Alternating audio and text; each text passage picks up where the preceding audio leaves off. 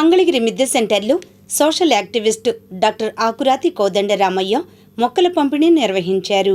వివరాలు ఇలా ఉన్నాయి. పచ్చదనం పర్యావరణ పరిరక్షణ బృందం ఆధ్వర్యంలో ఆదివారం మంగళగిరి మిద్దె సెంటర్లో రావి, వేప, నేరేడు, సీతాఫలం, డ్రాగన్ ఫ్రూట్ మొక్కలతో పాటుగా తులసి, తమలపాకుతో కలిపి మొత్తం 321 మొక్కలను పంపిణీ చేశారు.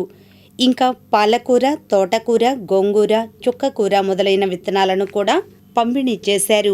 ఈ సందర్భంగా నిర్వాహకులు డాక్టర్ ఆకురాతి కోదండరామయ్య మాట్లాడుతూ ఉష్ణోగ్రతలను తగ్గించడానికి పచ్చదనమే శరణ్యమని అన్నారు. ఇంకా ఈ కార్యక్రమంలో సభ్యులు T Anjaneyulu, R Koteswararao, T Venkatrao, Akurathi Seshachalam, Kedareswararao, Vasumathidevi తదితరులు పాల్గొన్నారు. సిటీ కేబుల్ ప్రేక్షక మహాశైలకు నమస్కారాంజలి. డాక్టర్ ఆకురాతి కోదండరామయ్య అంటే నేనే.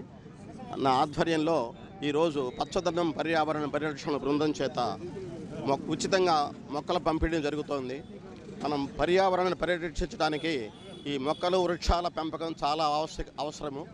ఇప్పుడు 1901 సంవత్సరం నుంచి మనకు ఉష్ణోగ్రతలు రికార్డు చేస్తున్నారు, నమోదు చేస్తూ వస్తున్నారు ప్రపంచవ్యాప్తంగా. ఇలా చూసినప్పుడు ఇంతవరకు 1901 నుంచి 2025 వరకు 15 వేడి ఎక్కువ ఉష్ణోగ్రత ఉన్న వేడి సంవత్సరాలు నమోదయ్యాయి.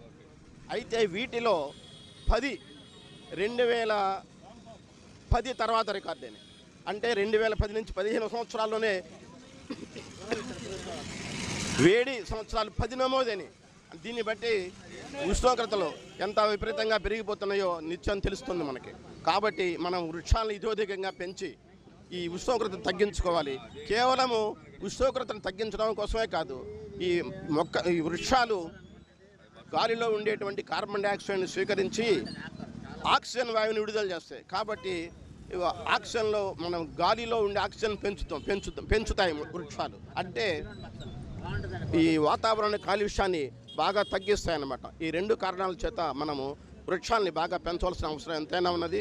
పిల్లల పుట్టినరోజులు కానీ, మన పుట్టినరోజులు కానీ ఇటువంటివి వచ్చినప్పుడు ప్రతి వాళ్ళు కనీసం ఒక మొక్క నాటిస్తుంటే పిల్లల చేత అది ఎంతో ఈ వృక్ష సంపద పెరుగుదలకు దోహదపడుతుందని ఆశిస్తున్నాను. ధన్యవాదాలు.